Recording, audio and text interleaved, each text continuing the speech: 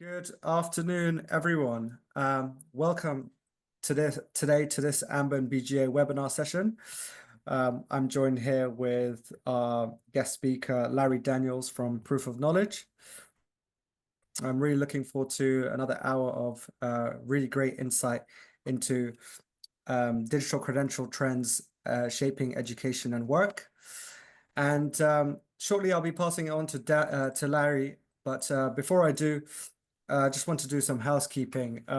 We want to keep this session as interactive as possible. So if any of you have any questions, please do pop them into the question box and Larry will be more than happy to answer them. And that is all from me. So now I'm going to pass it on to Larry. So Larry, please, if you could.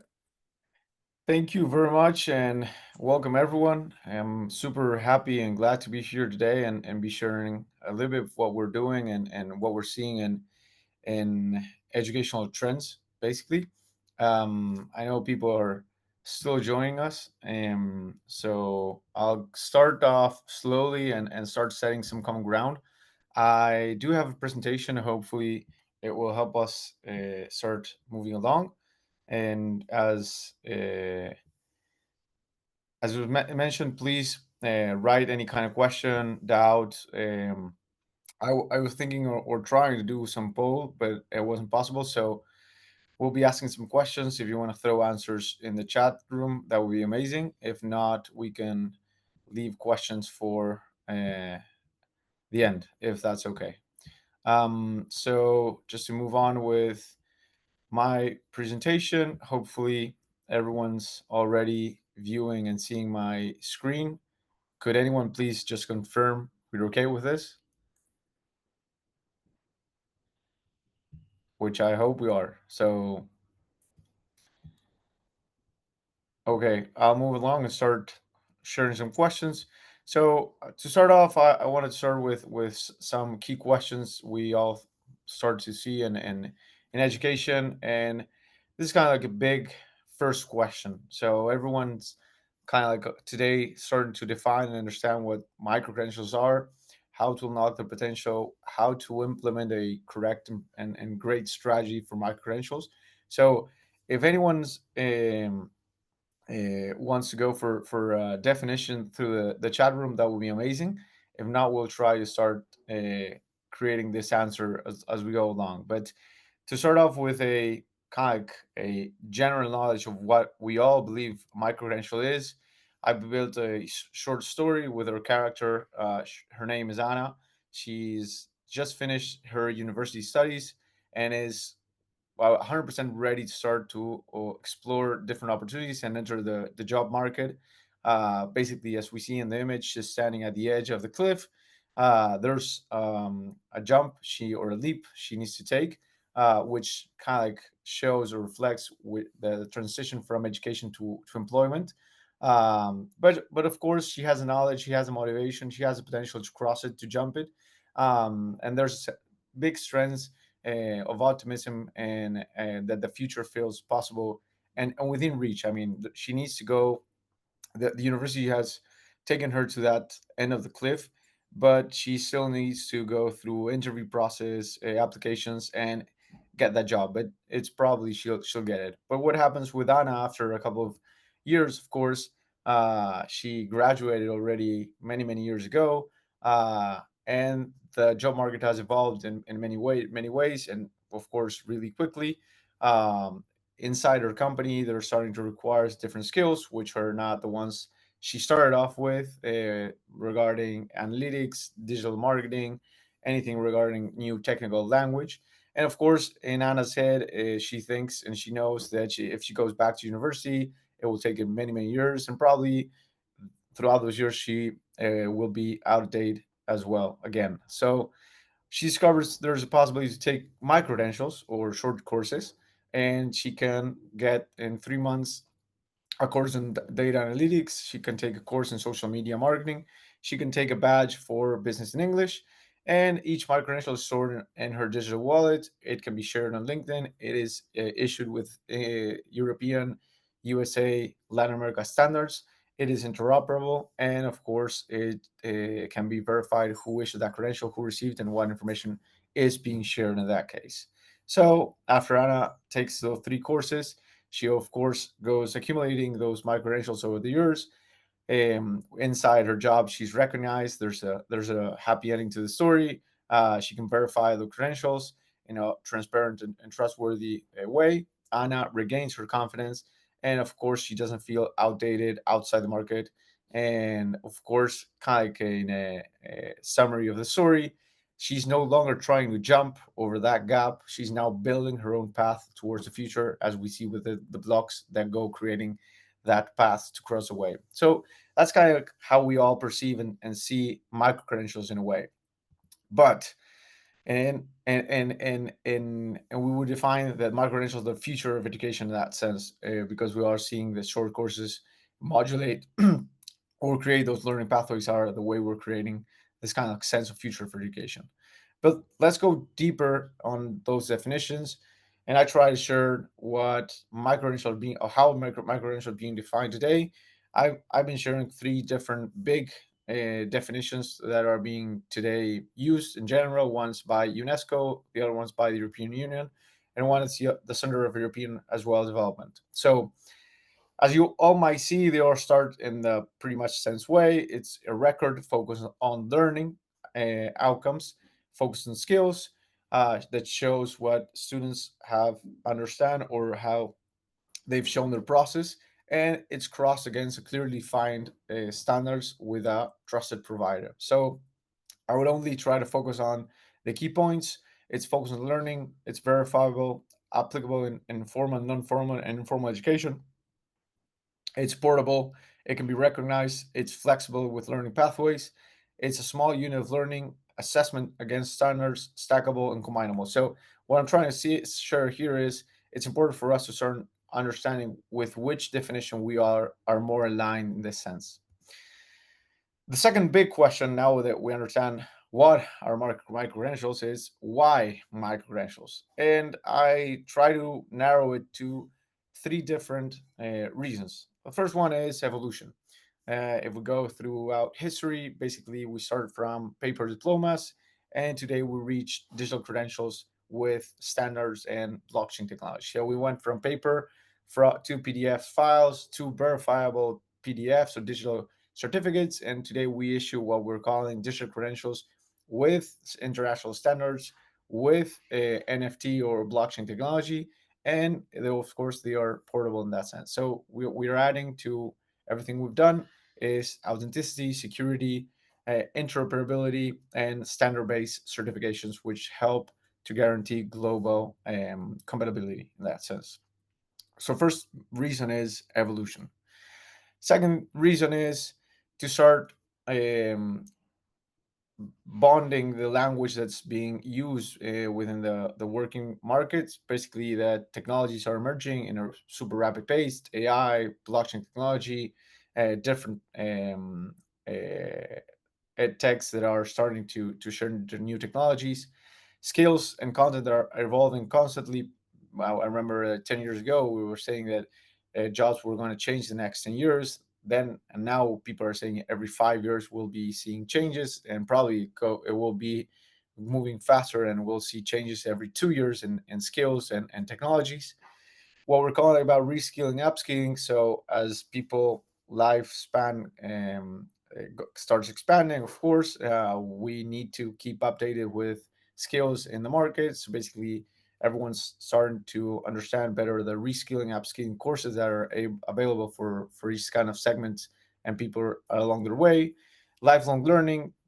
So everyone has kind of like this kind of mentality to keep on learning throughout their life. Skill-based hiring. So basically, we do not hire new talent because of the degree, but of course, but because of the skills they acquired for studying that degree in that sense. And educational globalization. So basically, that institutions, universities, and companies are not competing anymore locally or in that same country or region. Everyone's competing in a global way today, offering online programs, remote work, and basically, there's a possibility to also attract those kind of populations and students in a global sense. So second thing is to first thing is evolution. Second thing would be this new language of innovation, flexibility, and new skills that are coming along the way. And third thing is because micro-credentials create value for all stakeholders if we see it in a specific way. So basically, in the sense of students, they are more aligned to employability because we're focused on courses and micro-credentials that align to employability. They get recognized, and that makes them proud in that sense. And it builds up their personal branding, of course, because they get recognized throughout the entire process and not at the end. So it's kind of like a motivation and gamification of their educational process in that sense. For employers, it builds trust and sort of skill mapping. They know what skills are being they have within the company and what skills they are lacking or needing in order to keep improving. And of course, it helps them or their skill planning if they need to expand, if they need to grow.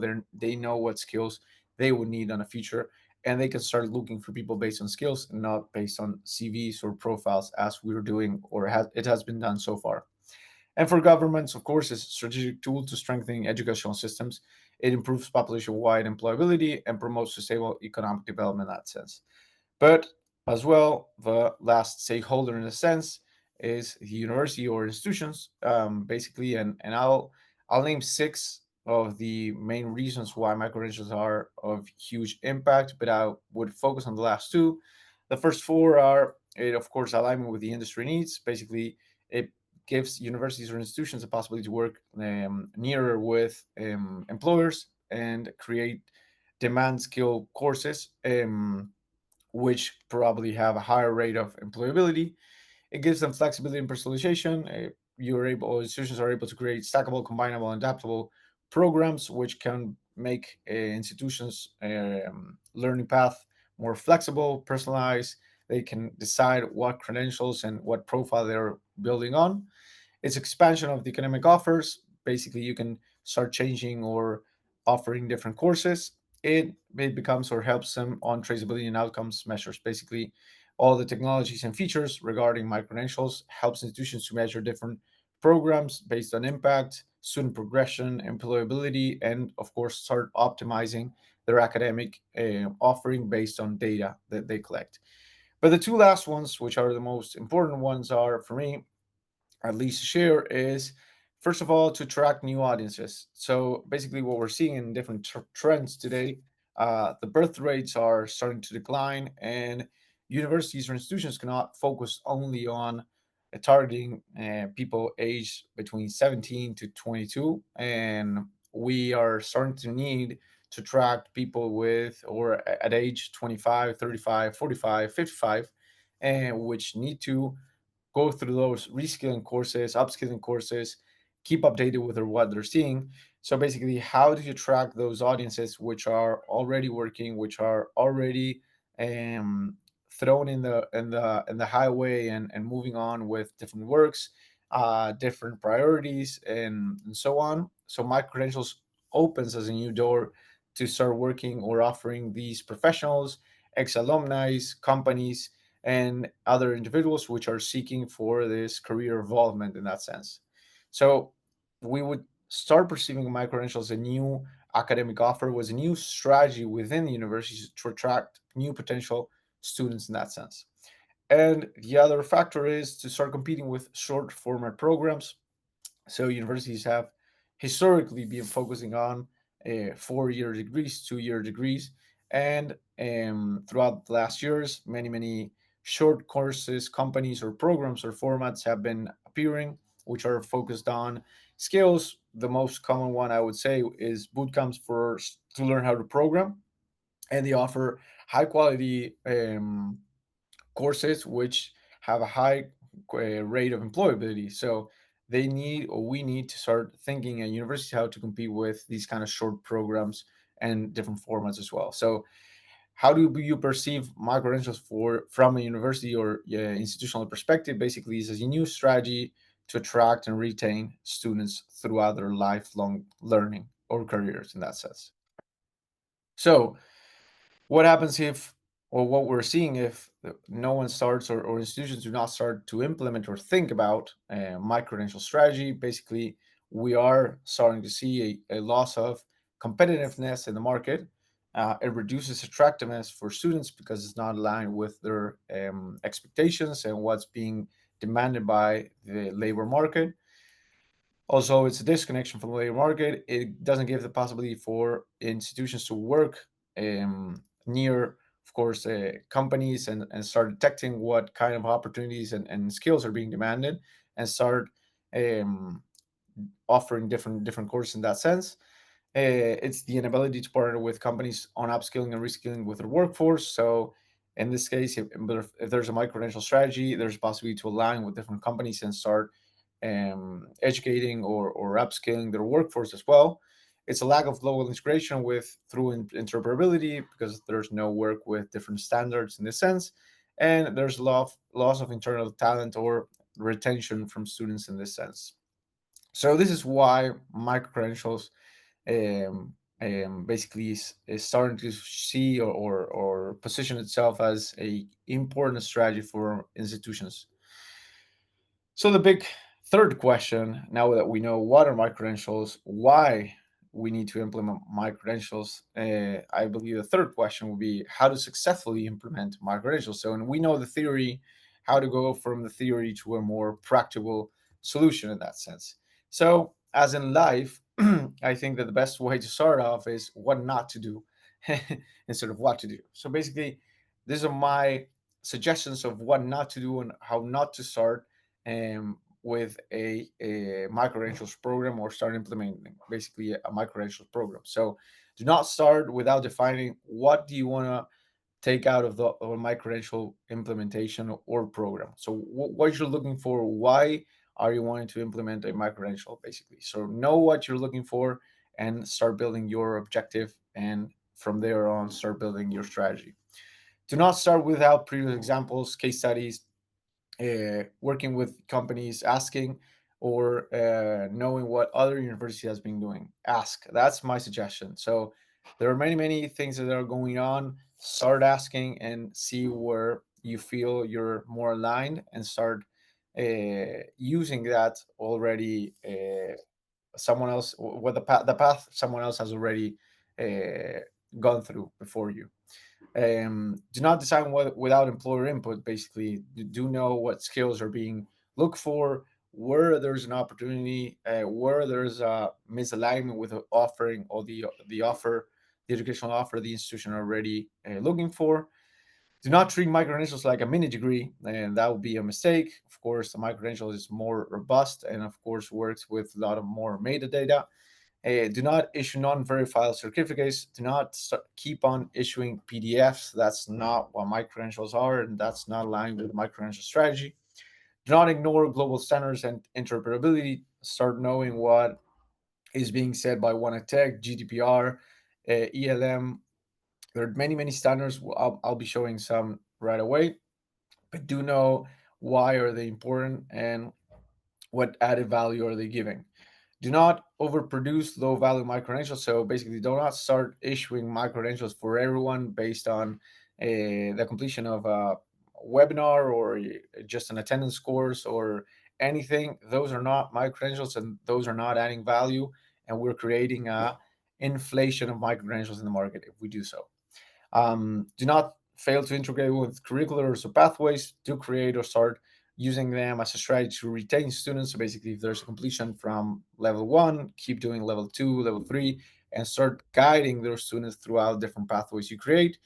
Do not skip communication with students and faculty. Communication plan is super important, and defining and or sharing why my credentials, what are being used, or how they're being used, when are they being issued, and so on, is super important for students, the faculty members, and everyone that's involved within the system. Do not underestimate faculty resistance. So there will be a resistance in order to implement my credentials or partitionate what's being done throughout the last years. Do not issue manually instead of automating. Integrate with your LMS. So look for a platform that can integrate with your LMS. That's fundamental. Do not launch everything at once. Do not go for everything. Please do a pilot. Please start with a small case study, and that will start rolling out in different programs. Do not forget the student experience. We all know that the students in the center of the equation, so do think about how that experience is enriching what they're going through, and do not take your micro-credential platform's choice lightly. That would be my kind of like ABC suggestions on what not to do when starting to implement micro-credential programming. So, how to do SAR now that we know how not to do so? So, first thing is define what objective you're looking for. Basically, you can use micro-credentials to attract new students. You can use micro-credentials to improve student retention. You can use micro-credentials to improve student motivation, improve students' conversion to new courses, and start working based on these kind of objectives. So, once you know what you're looking for, and each micro-credential could look for different objectives, or one micro-credential could look for more than one objective. But once you know what you're looking for with that micro-credential, you will be able to define the skill, define or create the course, and of course, define how you will be evaluating if students are complying with or completing that and following that objective you've been defining.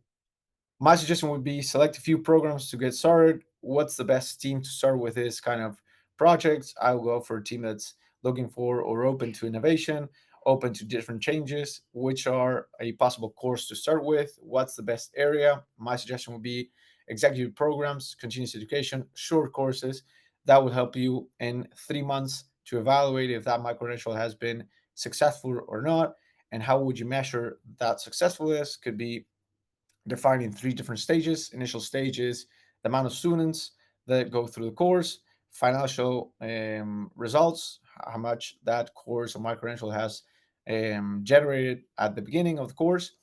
uh, Once the course is finished, of course, evaluate how many students end up graduating of those scores, and in a third stage, how many new students have gone through that course. If I had 50 in the first on the first phase, if I have 70 or 80, I would say there's an growth within the course. If I have 30 or 20, if probably there's something that wasn't all there combined. And of course, if those students that went through the first course or the first phase, if they ended up taking a new course as well in the future. So that's how I would start defining if that course was successful or not. Write and share a strong communication strategy. This is key. Create a communication strategy for students, for teachers, for staff, for directors, for the board, and everyone will be aligned and will start sharing and communicating this strategy as well. Choose a credential platform that meets standards and is integrated with your LMS or supports LTI. Basically, this is the process to automate what's being issued and start issuing and measuring the impact throughout the different courses. This will be my way. Of course, there's a deeper way to do this, and this is just a simple bullet points, but I would start by thinking this is a great way to start using digital credentials.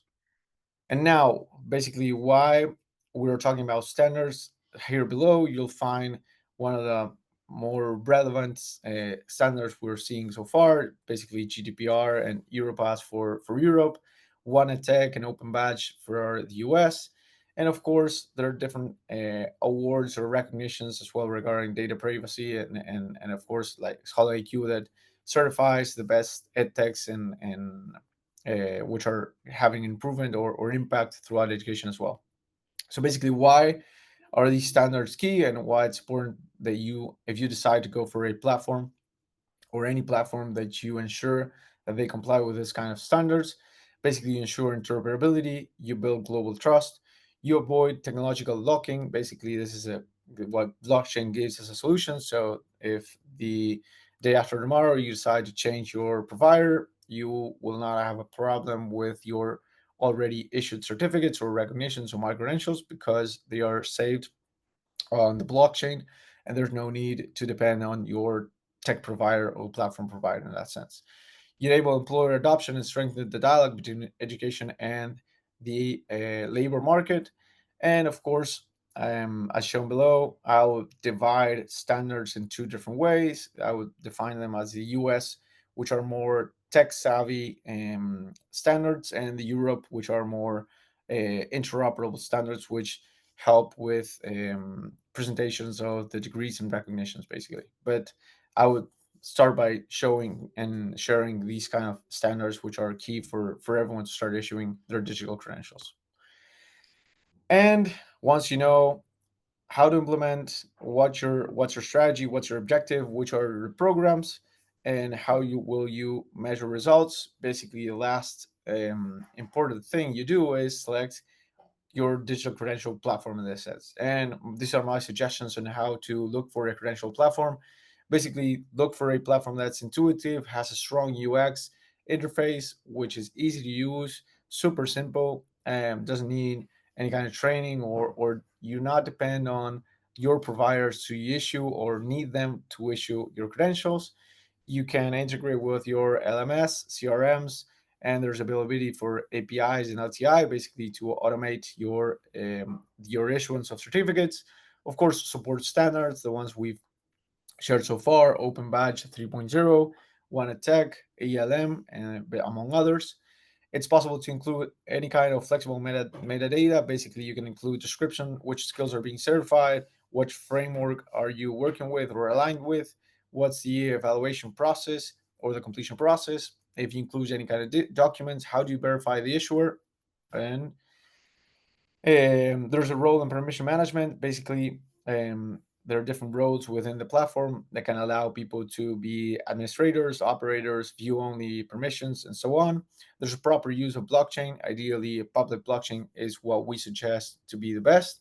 Security certifications and penetration tests basically ensure that there's no risk of breaching of the information with a platform or provider you're working with.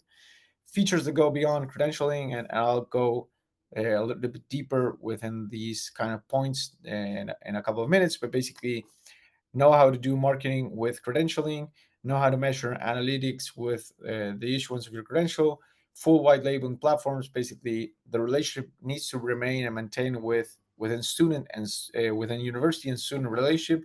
No provider should be in between. No provider should start sharing or having their brand shown with those students. So white label is a key. Create learning pathways, so understand how easy it is to create new different levels. Digital signatures and electronic signatures are key as well. Start having a more um, rigorous process in between. Continuous technological evolution. Know that the company is evolving and will be evolving throughout the years. Transparent pricing. Of course, you'll be defining your budget and how to work and negotiate this specific point. And no technological blocking. That is key.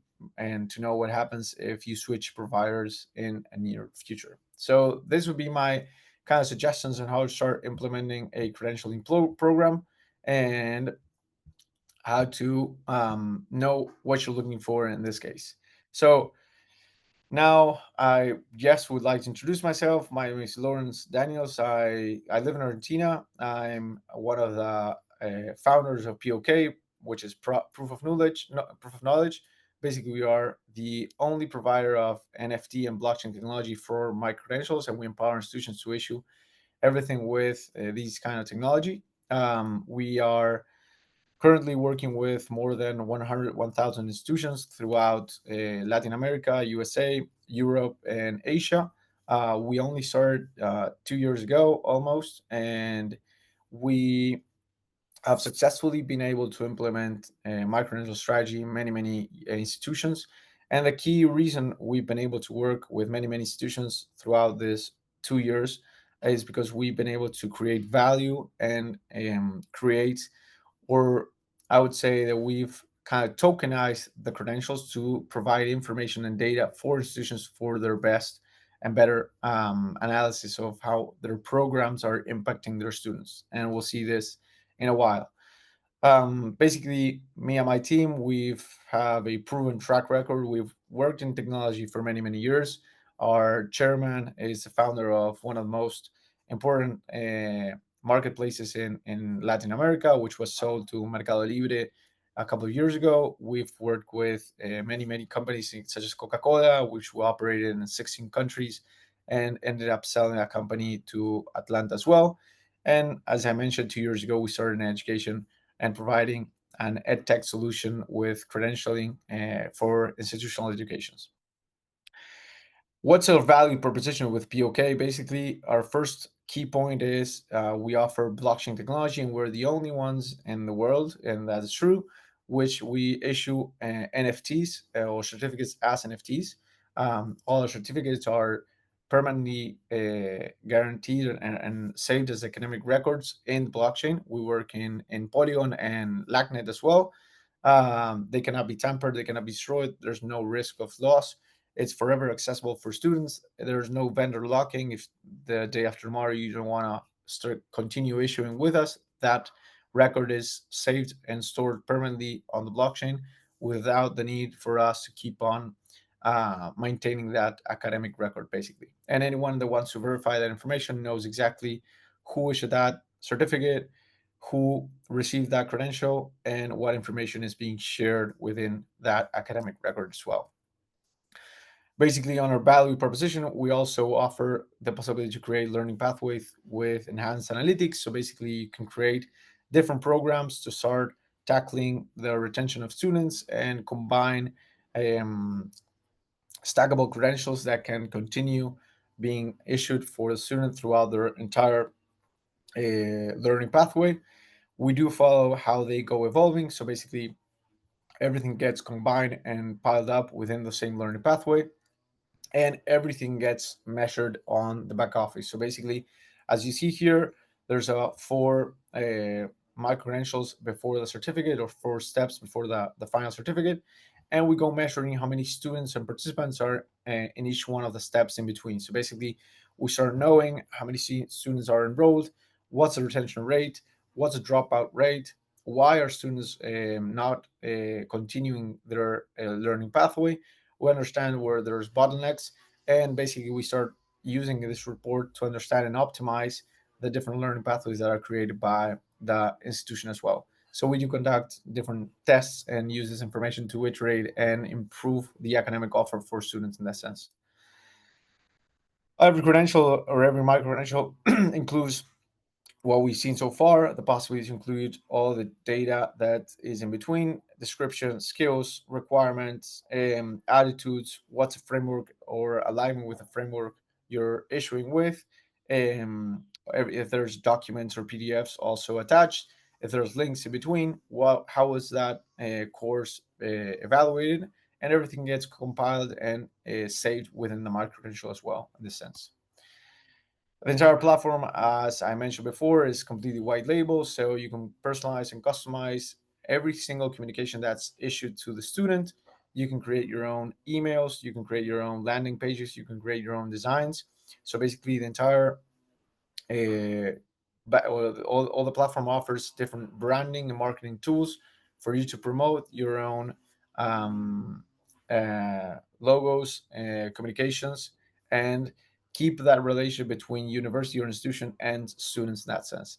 And we provide some alternatives to also use ad spaces to create different campaigns, such as let's say links, images, videos, downloadable information, lead generators, as we're seeing here within the landing page creation. And you can start uploading those ads and use them as a marketing tool to retarget and keep on attracting or do some upselling of different courses as well. This is how you create it. Basically, the email, you can personalize and have full control of your brand. You can create dynamic content. So basically, each email has the name of the student, has specific communications. Each course has or could have your own email as well. You are the ones that have full control of your communications, social networks. You can also map what goes on with the students once they open the certificate, and you can use this as a branding tool for your entire issuance of certificates. This will be a final landing page. As you will see, it's fully branded by the institution, in this case, the World University, which included different links, videos, and in between you'll have the credential, which is basically easy, verified, shareable, and has actionable CTAs to know what goes on and how to measure the impact on that marketing section.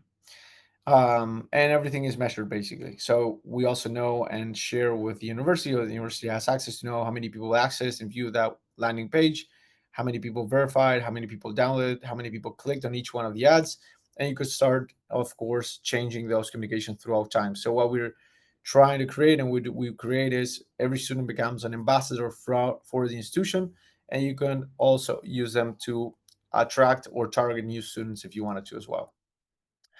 And the final important feature I want to share with you as well is we also started working on how do we measure if our programs are leading to new jobs or how are they impacting on employability with the students. And what we've created and been able to develop is basically an integration with LinkedIn, where basically we're able to track professional progress and gain actionable insights for the students. So basically, once that student is issued a micro credential, and we're able to track if that student gets promoted, accesses a new job, and what's the date that that student accesses or gets that job or promotion as well. So in our back office, basically you start tracking and measuring how many jobs have been generated or associated with each one of the micro credentials and courses. We do differentiate between new jobs. That means that people or that student went from company A to company B, and promotions if that person or student got promoted within the same company. And the average time to impact is the average amount of days that the all the students um, or how many days went before the students got or received or got that job before. And we also are able to see this in an individual way. So basically, you can segment by my credential by dates and have different filters, and you'll be seeing that from left to right. There's the date of issuance of the certificate of my credential. There's the name of the my credential course that student took, the name of the recipient, and once there's information generated, the name of the company, the job position, and the amount of days it took for it to impact. And you also have the link to their LinkedIn profile if you want to verify that information, or if you want to access the post that student created. And everything is downloadable, so you could start, of course, creating different associations and use this data to iterate and improve your academic offer. As said, you can, of course, use these different filters to go through different micro-credential courses and understand which courses are more associated to employability, which courses are not. Understand what's your value proposition and what's your results regarding employability. You can filter by dates. This is key in order to follow up on different courses regarding short, middle, and long terms. Basically, evaluate the course after 3 months, after 6 months, after 9 months, after a year, and evaluate how your students or graduates perform professionally throughout that line time. And of course, it helps in two ways. You know, not only students that got employed, but you also know which students did not get employed, and those are a retargeting universe for you. So basically, if you know they were not employed, you can start offering them different alternatives more related to employability that might help them access or get a job in the market in the future. So basically, it works as a um, in two ways, I would say. So what we successfully created or been creating with institutions is we do not offer courses. I want to clarify that, but we do create this final slogan for each one of the courses. So basically, we're able to create how what's this employability rate and the time frame for each one of the courses. So basically, out of the 100 students, we're able to map if those students got employed, how long it took them, what kind of jobs they accessed, what kind of job positions, and we can measure many, many things from there on. And as a last key important feature, every single student, once they receive our first micro credential, they're also able to create what we're calling a wallet or a passport, basically, which is interoperable among all credential platforms. So it's not only for POK credentials; it is also compatible with any kind of credential any kind of credential platform that complies with international standards, the ones we mentioned before. So basically, the university is giving the students a benefit of accessing an interoperable wallet that can follow them throughout their lifetime, throughout their lifelong learning career, and it gives them the possibility to be the owners of each one of their credentials.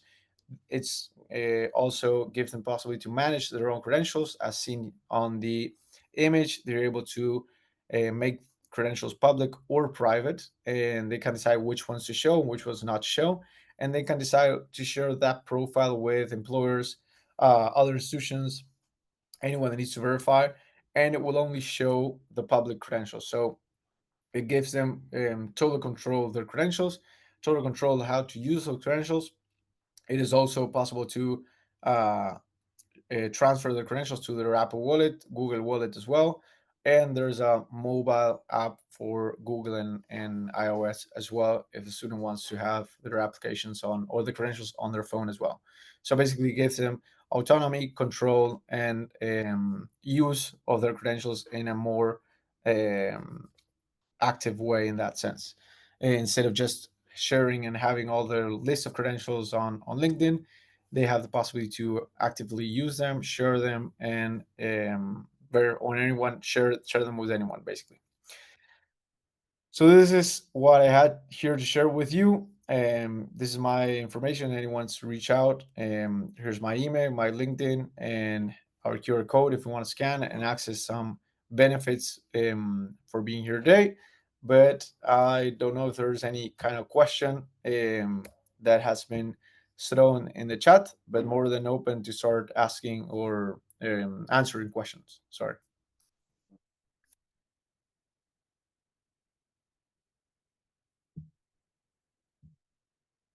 I think there are a couple questions I'm seeing here.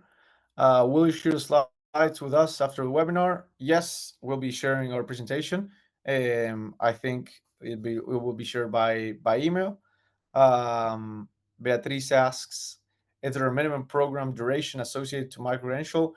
No, there's no definition about a duration of the program. I think that's depends on how you're being or creating your programs and how are they compatible. And can you give examples of credentialing platforms? Yes, I've given an example of POK, which I'm one of the founders and partners of the company. We do have a free version as well, just to mention, which gives the possibility to any institution that wants to try and test. There's no limit on that testing and trial of the platform. You can register on our website, which is pok.tech, TECH, and you can create your own account and start issuing credentials right away with no problem, and have marketing and branding features as well within the platform.